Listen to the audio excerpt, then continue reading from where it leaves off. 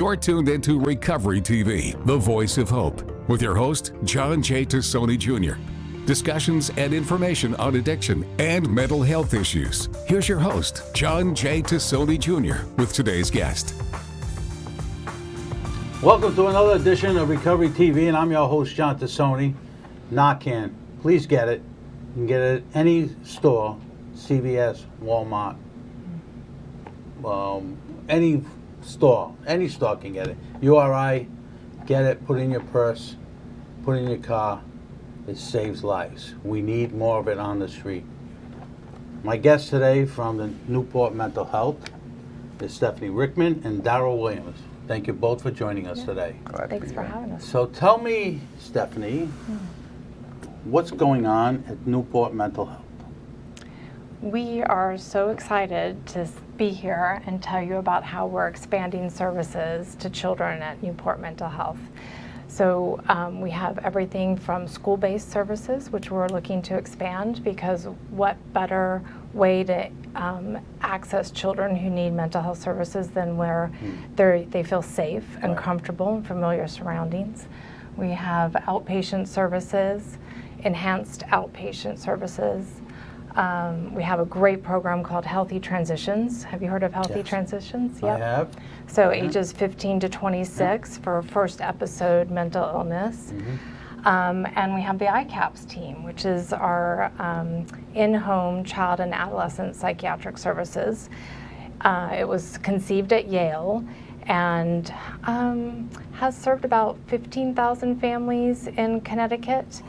Yep. And we are partnering with Yale. Yale's walking us through it, making sure we have fidelity to the model. And it really helps with, it's focused on helping kids who have behavioral health disturbances and are in and out of the hospital or might be coming out of residential, and helping them transition back home. And Daryl is the ICAPS team lead. Yes. You know, I'm so glad we have an organization to tackle this. I am in the schools a lot. A lot of kids are having a lot of problems since COVID. More now than ever before. The issues that I hear that are happening on a daily basis in the schools are mind-boggling to me. The landscape for kids today has changed tremendously. Single family, and mom or dad. The mom and dads are not here anymore. Overdose. So many folks are incarcerated. There's over 15,000 kids right now, the last number I had, that are living with their grandparents. It's too many. So a program like yours is very much needed throughout the state.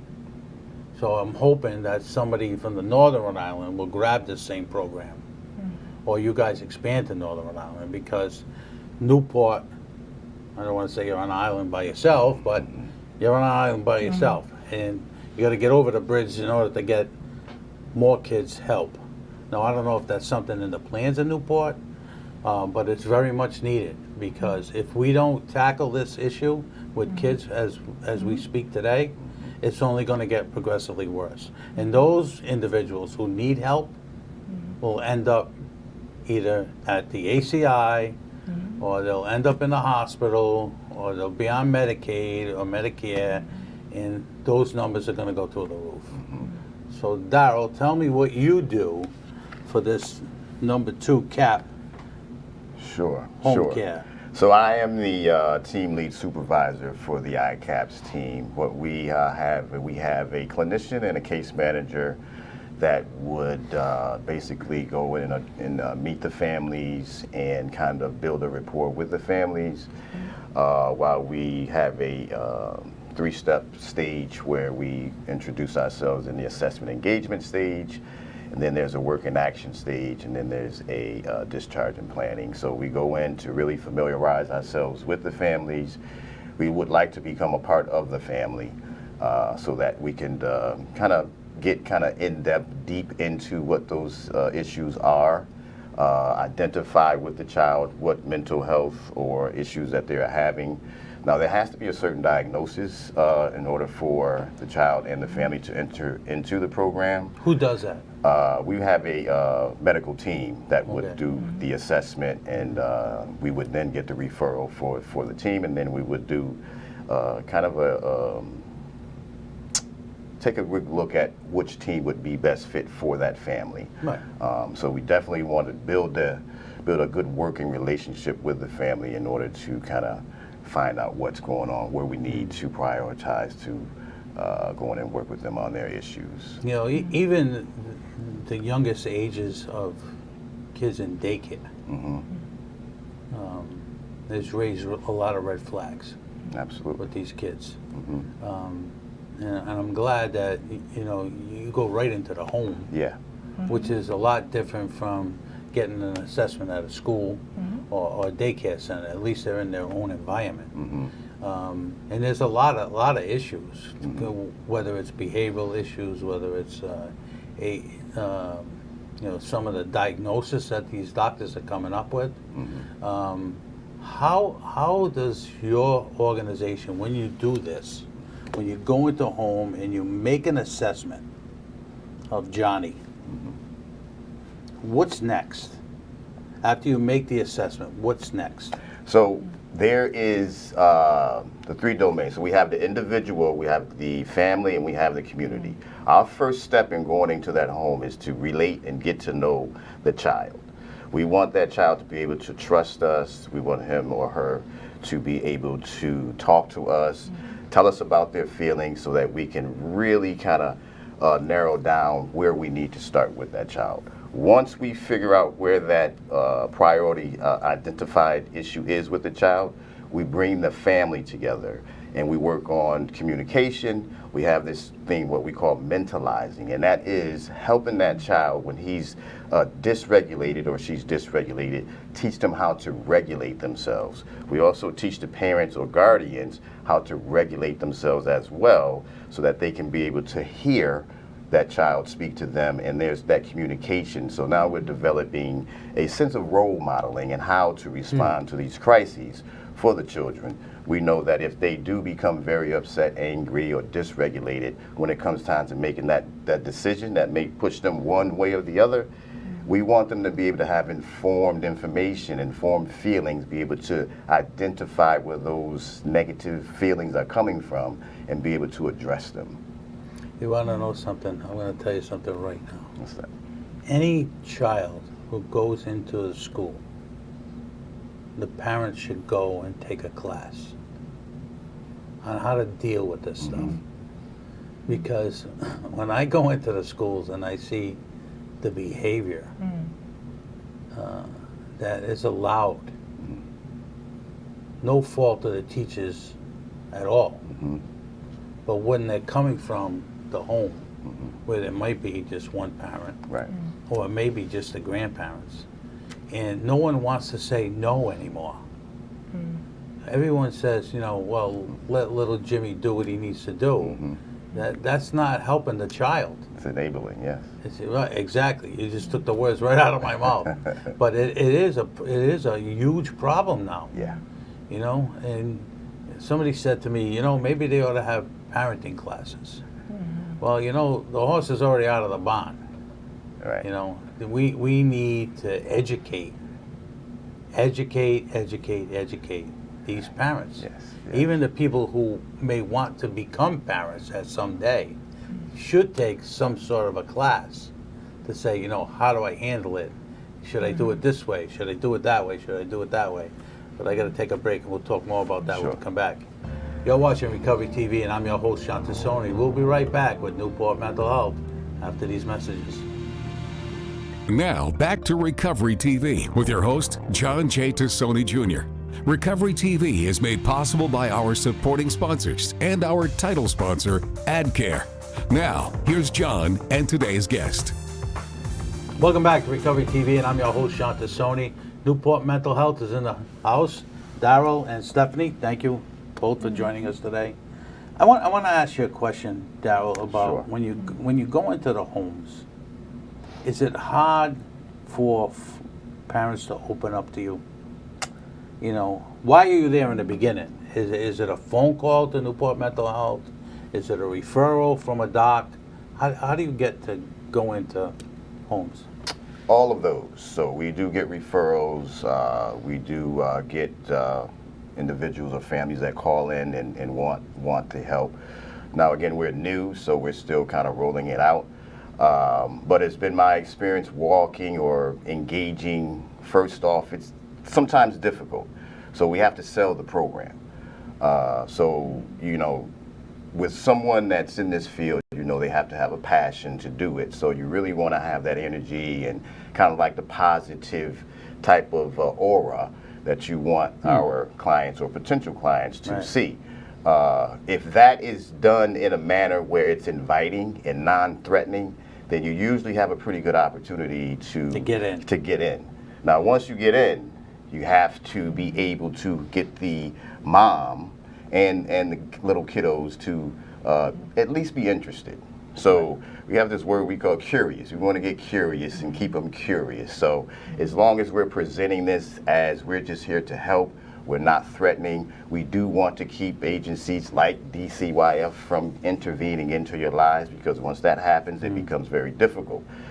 So we offer them options and opportunities to kind of learn about how to eliminate some of these issues that they're facing at that time. Is it a possibility, and just a thought, possibility that you run programs for teachers? Interesting You that know, you say that. Yeah. you know, like they have teacher day, they go in and they have different classes. Maybe that's a route that you need to go. Well, we actually have applied for a grant with the Van Buren Charitable Foundation to teach the camp counselors Teach who the are teacher, doing the that's what you need to daycare do. agents. Yeah. Yeah, You yeah, know? on behavior. I mean, that would be fantastic. At least it gives them some background or what to do when somebody is not doing the right thing. You Yeah. know? Yeah. Now, what do you do there, Stephanie? I'm the division director of the children's programs. Okay. So you get all, you're the complaint department. Yeah. So what does your job entail over there? So my job entails meeting with the community, meeting with okay. the DCYF, coordinating with local pediatricians' offices, looking at referrals, working with Daryl on getting ICAPS going, running the children's programs at Newport Mental I'm Health. going to tell you, if we can get this program throughout the state of Rhode Island, it's going to be a big asset. Yeah. A big asset to get into the schools and daycare centers. You know, the first step to get these kids not to behave like they're behaving. Help the parents, you know, that may need to take a class, that how to deal with someone who's rambunctious or, you know, who's got some sort of issues. Because, you know, I see it, you know, it's tough. Yeah. It's tough.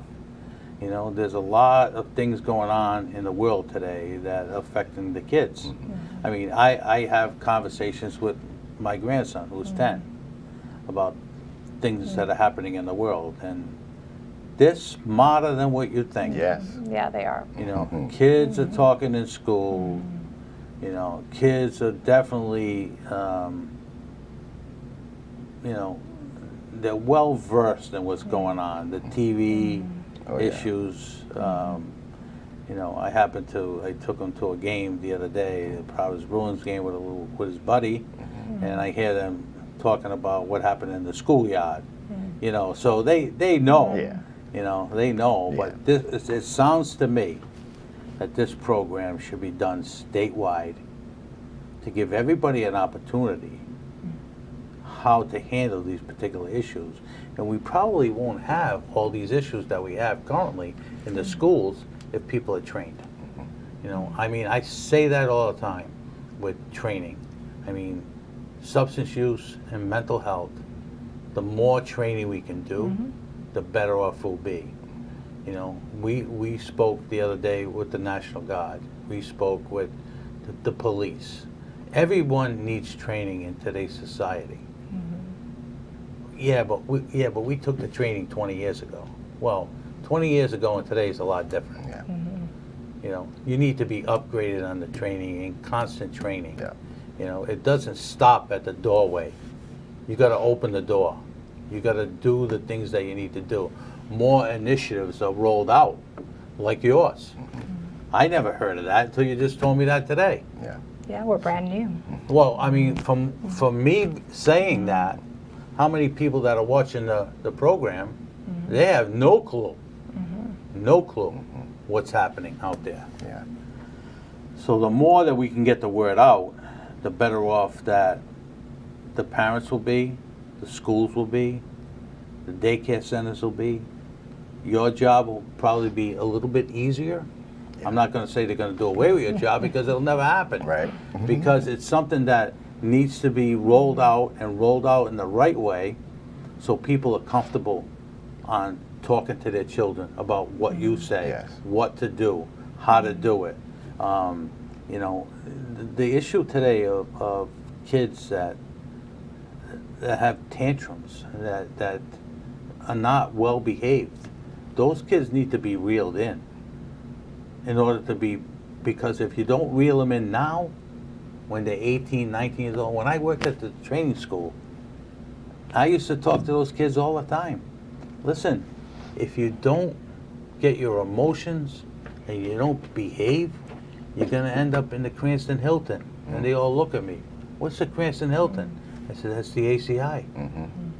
So when you're going to leave here at 16 years old, 18 years old, and you don't straighten out and you don't become productive and become a productive citizen, you're going to end up in the big house. Yeah. It's not good. It's not good. And then what happens to your life? Yeah. Caves in. We'll take another break. You're watching Recovery TV, and I'm your host, John Tassoni. We'll be right back after these messages. And now, back to Recovery TV with your host, John J. Tassoni Jr. Recovery TV is made possible by our supporting sponsors and our title sponsor, AdCare. Now, here's John and today's guest. Welcome back to Recovery TV, and I'm your host, John Tassoni. Newport Mental Health is in the house today. We're talking about number 2, CAP, Home Children's Services. Fantastic idea. Fantastic, fantastic, fantastic. How many folks work for you So right now we have in this program? in the program. So right now we have 3 teams, all 3 teams with a master clinician, and then we have case managers who have their bachelors. So we're very, like to go in with professionalism and with people that know how to approach these types of situations. Most of our situations are high acuity, so we want to have people with experience and that really, really care about how our families are being serviced. What about medical? So we do have a medical team. We have a psychiatrist, and we have nurses on site, so that if there is any necessary or psychiatric assessments that are needed, and they don't have one already, then we can help them out with a referral as well. How long has this program been in effect? So it's going on my 6 months. So it's new to Newport Mental Health for about 6 months now. Yeah. So we just you're started in almost ready for October. your evaluation then? Yeah. We're still working though. So Well, listen, I got to be totally honest with you. I've been someone who's done work with Phoenix House and adolescent care, and this is very much needed, badly. And again, I hope that we can do something statewide with this and bring this to every home in the state if it's needed, because in today's society, well, it's a lot different than, I know I'm older than both of you, but when I grew up, the world has changed, kids have changed, parents have changed, situations have changed. No way, no how did I ever think that 15,000 kids would be watched by their grandparents and caregivers. Never thought that. And now we're in that predicament. So I want to thank you both for joining us today. I want to thank you both for your program. I wish you all the best. Whatever I can do to help you, all you have to do is pick up the phone. So thank you very much. thank you for coming on. Thank you. Next week's show, we have a psychiatrist on next week. So please join me. If you see something, say something. So thank you for joining us. We'll see you next week.